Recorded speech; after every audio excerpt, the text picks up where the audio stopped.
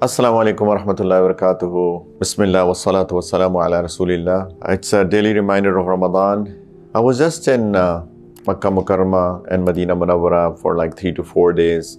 So I was in Medina right before Ramadan, and then I was in Makkah Mukarramah the first 2 days of Ramadan. And I reached Makkah right before the Maghrib when Ramadan was announced.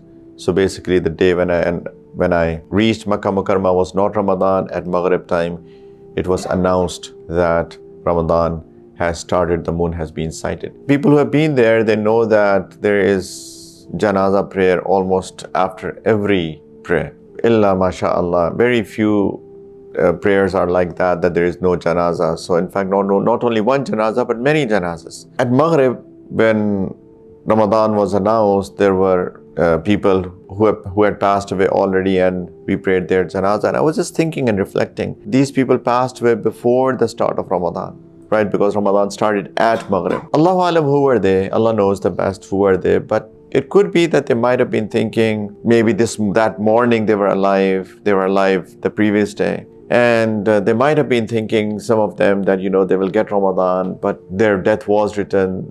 Allah Ta'ala called them back before Ramadan, and they went back, and everybody's time is written. But the thing is that they did not get Ramadan. And there will be a time that we will not get Ramadan as well. Some Ramadan will be our last Ramadan.